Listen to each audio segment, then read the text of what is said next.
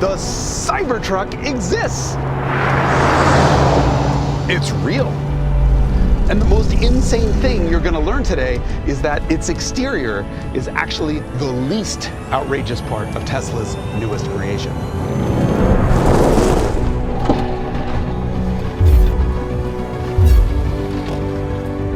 If you look at this shape and think, man, that is a middle finger to the establishment, just wait till you find out what's underneath. We got a lot to cover, so let's jump right in.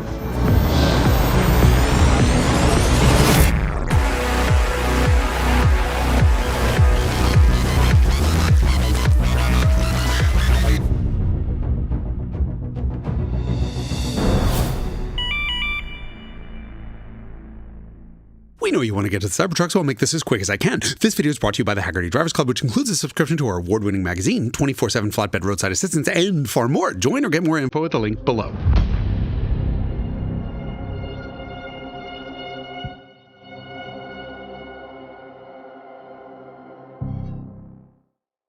The Cybertruck is what happens when a kid asks his dad why the future doesn't look like the future.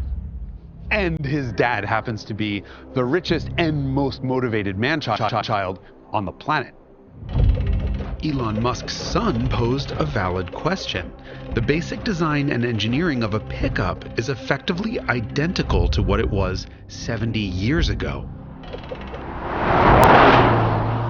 Elon's goal was an unconstrained rethink of the pickup truck, with more utility than a regular full-size pickup truck, and driving dynamics to match a Porsche 911. Okay, doesn't drive like a 911. Might be faster than one, though.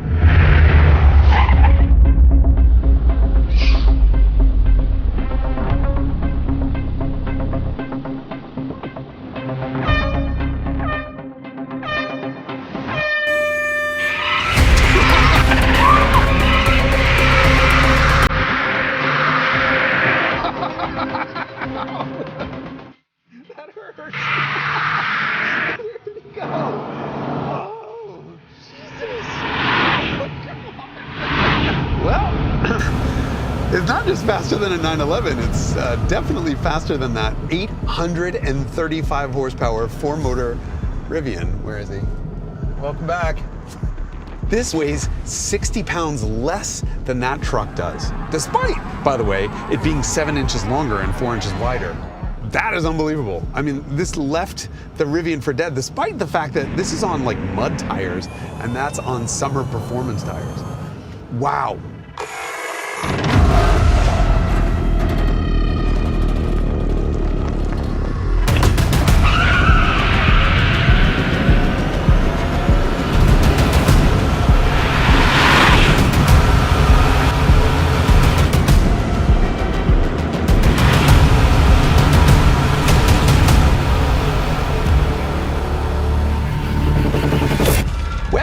I guess we're gonna have to race something with a little more horsepower to beat this Cybertruck.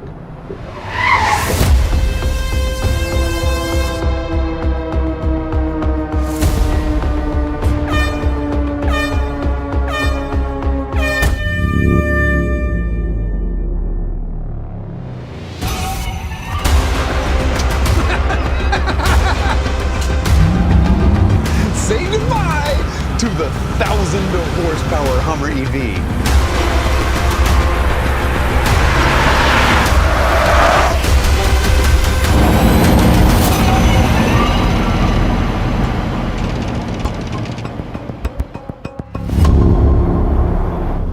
Okay, this means Cybertruck is the quickest truck ever, both 0 to 60 and through the quarter mile.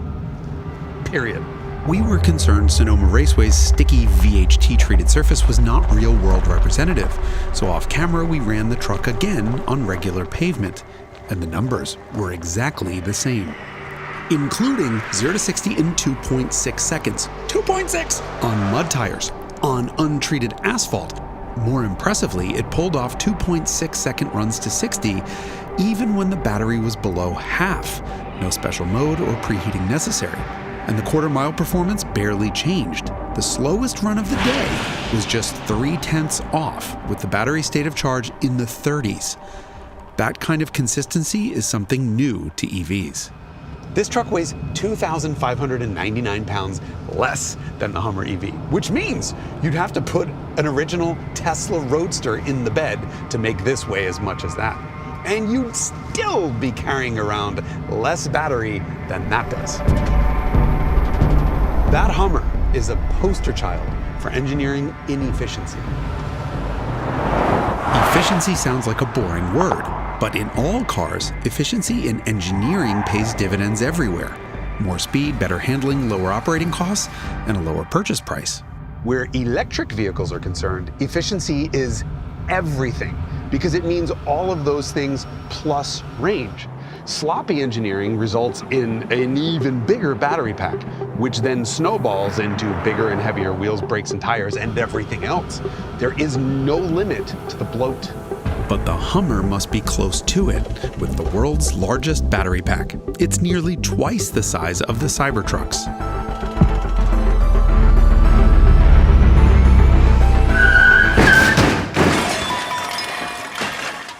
Which doesn't need a huge battery pack because of Tesla's obsession with efficiency. According to the EPA, the Cybertruck is nearly twice as efficient as that Hummer EV. And when you're cruising on the highway, the single most important factor in efficiency is aerodynamics. That shape that we all saw on the stage 4 years ago, i.e. an overgrown refrigerator, is anything but slippery. But once the world saw that shape, there was no changing it. This looks identical to the original concept truck, but it's not. It's roughly 5% smaller and contains numerous ingenious tweaks that kept the shape largely intact, but reduced the drag coefficient by 25%, which would be like going from an SUV to a McLaren Speedtail. It can't match the Rivian's record-breaking CD, but landing between a McLaren F1 and a Bugatti Chiron is not bad at all. There's a focus on efficiency and cost savings in the battery pack too. The truck uses 1,366 of these second-generation 4680 cells that Tesla designed, developed, and then produced in-house. These are significantly larger than the original off-the-shelf batteries that Tesla used for the original Roadster, but also the S and the X, or even the 2170 cells that Tesla designed together with Panasonic for the Model 3 and Model Y. The 4680s are not only able to store more energy and release more power without overheating, remember that consistent quarter-mile performance, but they cost far less to produce. And key point here, Tesla makes them itself. Which means you can add the battery pack to Tesla's fully vertically integrated product, i.e. Tesla wants to own everything from the battery to the motor to the software to the hardware to the equipment to the dealers to the service centers to the superchargers and everything else in the supply chain.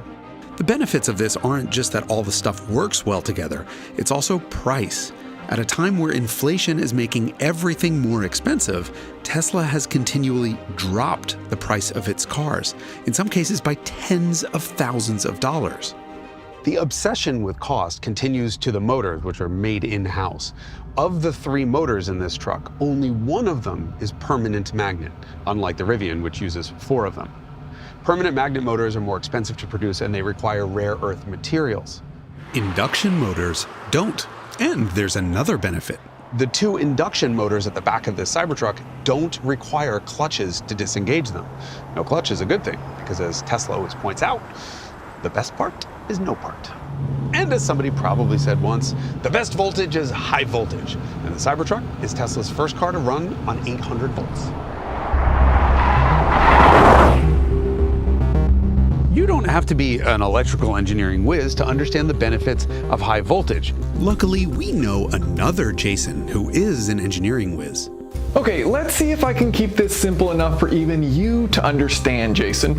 Current is bad. Money is good. So if you look at the equation power equals voltage times current, well, if you double your voltage and keep power the same, you now use half the current. Well, current determines the size of the wires you use. The lower the current, the less wiring you need, thus material saved, thus you've saved money. Again, money is good.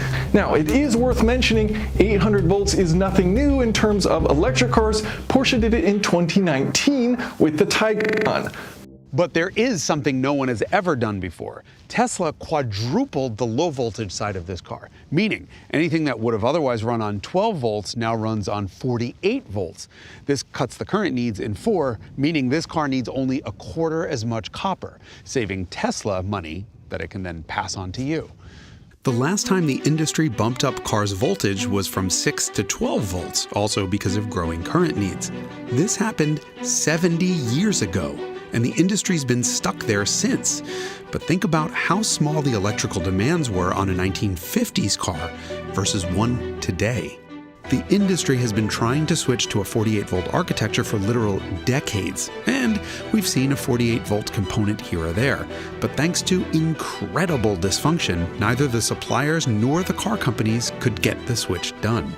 Tesla finally had enough, and so it sent a pamphlet to the CEO of every other car company entitled, "How to Design a 48-Volt Vehicle." The balls. The primary beneficiary of the 48-volt system is steer-by-wire.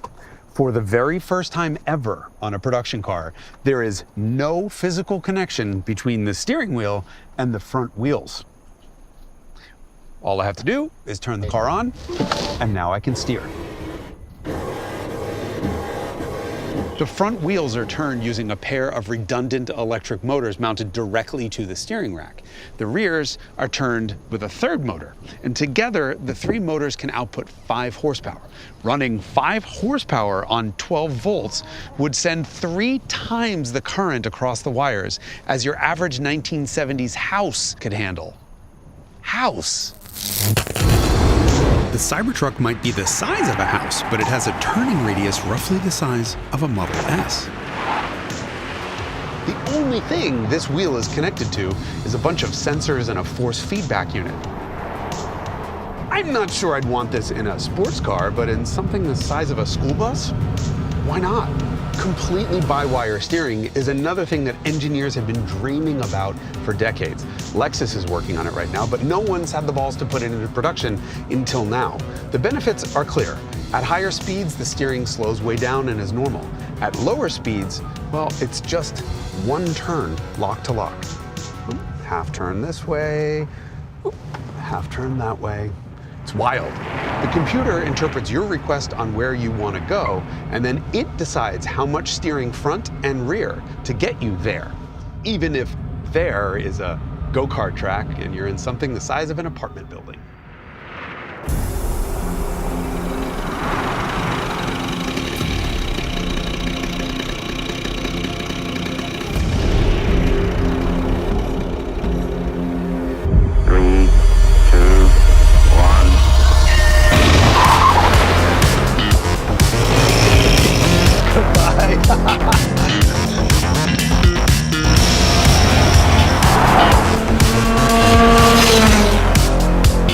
Look how easy this is.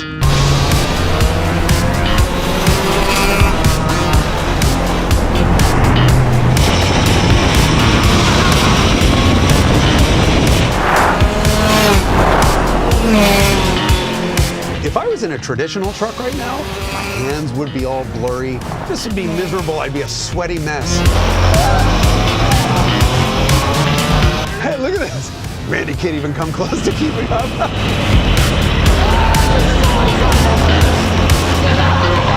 Oh, look, he's waving to say hello.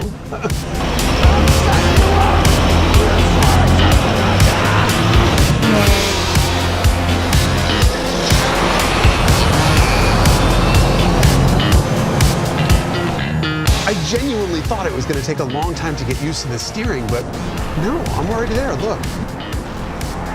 Your brain remaps how fast it is, and just look at that perfect apex, beautiful track right out, on the power in the straight line, breaking a straight line. This is easy. And everything here is at least double redundant, triple redundant for all the critical stuff. So if 2 sensors disagree about something, well, it can use the third as a tiebreaker. By the way, I'm not worried about a failure, and neither should you be. Commercial jets have all been fly-by-wire since the 1980s. The first was the Airbus A320, which went into production in 1988. Ironically, the same year as the BMW 750i went into production with the world's first throttle-by-wire. This is a known technology. Every car on sale right now is throttle-by-wire. And the entire industry has been trending towards brake-by-wire for years. Ever heard of a failure? Me neither.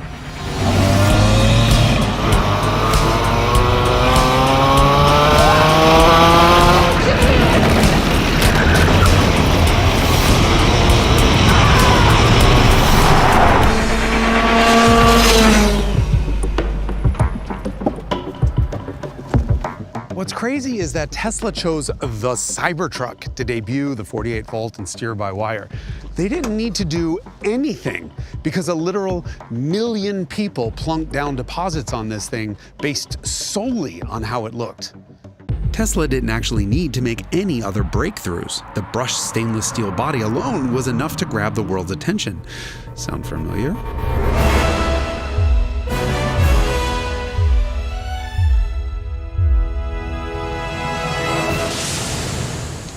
Hey, Doc. Oh, it was so good karting with you. Come on, listen, these two cars have one very obvious thing in common. They do. They both were designed from the outside in. Exactly. The DeLorean was originally intended to have a mid-engine rotary, but it ended up with a rear-engine V6, and that had to fit under the same body shell. Must have been a nightmare for the engineers. Yeah, and there's something else also that they have in common. Very obvious. 4 years from the debut of the prototype to the beginning of production. Yep, bingo, that's it. Same story here. And there's something else that you can see with your plain eyes that's also similarity. Well, this was originally called a DMC-12 because of a planned $12,000 price. Right, that didn't happen. By the time it went on sale, it was twice that. Same thing happened here. When we first saw this, Tesla said it would start at 40,000 bucks. But we're seeing the first one and it's over 100. It's more than twice that. But it's worth it because it's bulletproof. It is? But is it Randy proof? I didn't think it would dent. It wasn't supposed to, but that's a refrigerator. Oh. There's the car.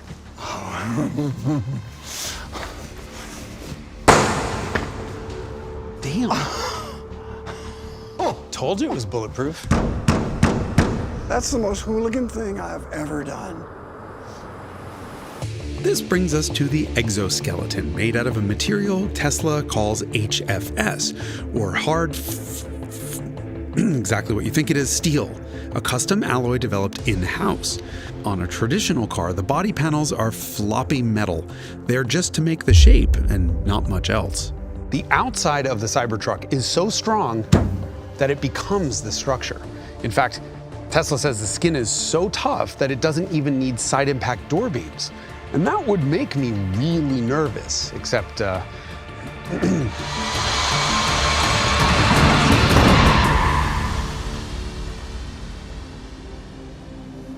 you kidding me? We're talking about Tesla here. This is so nuts. So this is a 3,100 pound cart, 1,400 kilos, and it just hit the side of the Cybertruck at 33.5 miles an hour. And you're looking at it, it's barely deformed. And that's because of the stainless steel exoskeleton. In fact, didn't even break the door glass. All it did was just flop the wiper over. Beep. After a crash test that totals most cars, the Cybertruck would be back on the road with 2 new doors, airbags, and some trim. Don't forget, this is the company who made the Model S, which not only broke the record for the safest vehicle ever tested, but was so strong it actually broke the testing equipment, and then broke the scoring system by earning 5.4 stars out of a possible 5.0.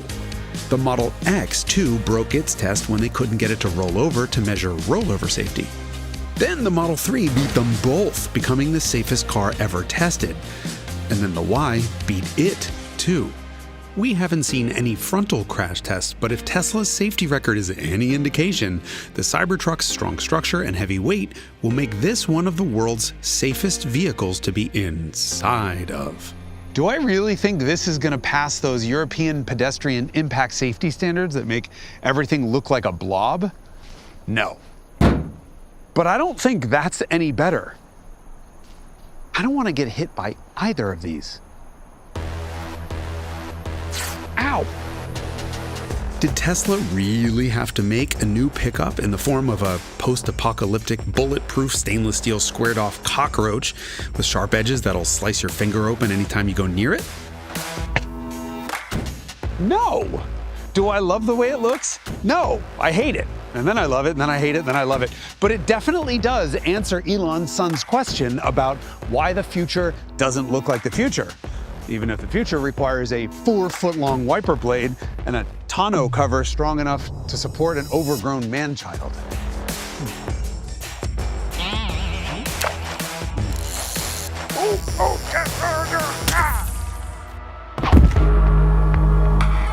This is a prototype Cybertruck, and so the jury will be out for some time on whether the build quality is any good once the factory is up and running. But the cabin's design is typical Tesla minimalist, and it's well done, since the Cybertruck's main structure is formed by 2 of the largest aluminum castings ever made. Tesla quotes structural rigidity greater than that of a current Porsche 911. No squeaks or rattles. It's completely silent in here, thanks also to the Gorilla Glass. It's a hell of a car. It drives really well, the suspension is great, makes you wonder why steering wasn't always like this. It's smooth, it's fast as hell, it does everything well. The only thing really unconventional about this driving experience, other than the dashboard big enough to land an Airbus on, is the steering. And I think you'll get used to that, but it's pretty disorienting at first in parking lots. That said, the other thing that's disorienting is there's no rearview mirror because you can't see anything out the back. Of course, you could drive around with the tonneau cover down and you'd be able to see something, but it would cost 10% in range.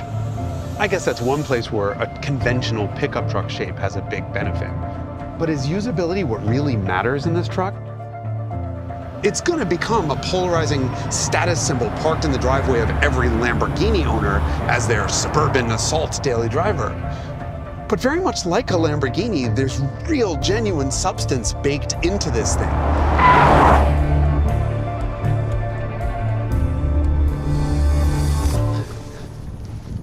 And it's a time machine. Allow me to explain by reading you a review of the Tesla Cybertruck published 36 years ago in Car and Driver. Meet the closest thing to a street-legal tiger tank known to man. Never before have we driven a vehicle that has turned so many heads, blown as many minds, freaked as many citizens, or been as much insane, outrageous fun. Onlookers took hundreds of candid photos. As automobile design has come increasingly to acknowledge the laws of aerodynamics, cars have begun to look like cloned amoebas. Enter a machine so larger than life, so outrageous, so hypertrophied, that comparing it with a normal automobile would be akin to measuring the Palace of Versailles against a suburban split level. Of course, the Cybertruck didn't exist in 1987, but the Lamborghini LM002 did. And I just tricked you by reading an excerpt from its review. It's the same story as the Cybertruck. It has 4 doors and a pickup bed. It also weighs 6,800 pounds. It too was the quickest pickup ever, sports car fast. This one with a 48-valve V12 and a 5-speed dogleg manual.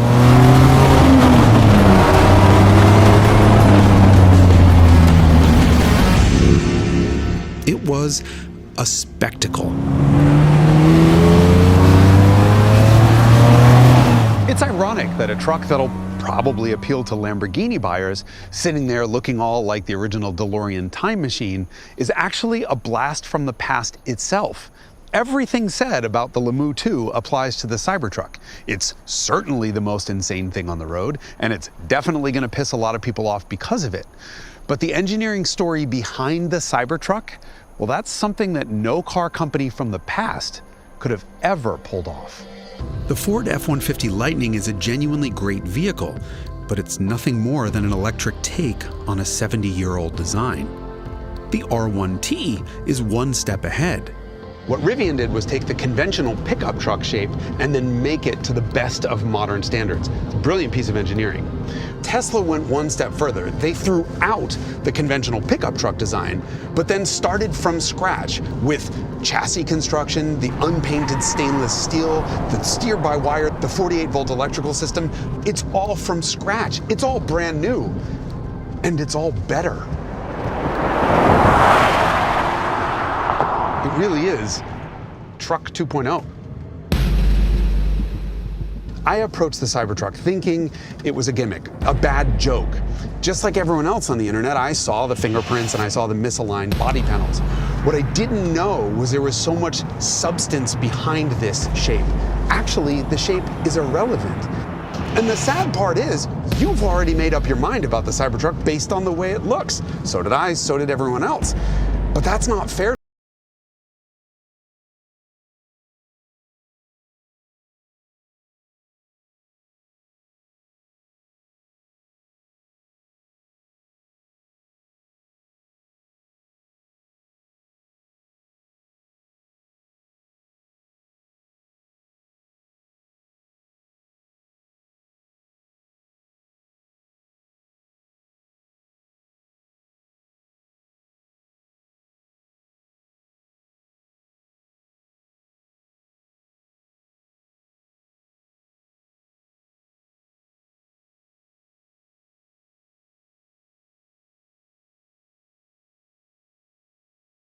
Learned anything from that whole Model X experience, this would have looked like a conventional truck and would have been easier to build, and Tesla would have sold more of them to boot. But Elon has his inner child to answer to, and his actual kid. And besides, nobody else would have been able to pull this off. The future ain't gonna invent itself.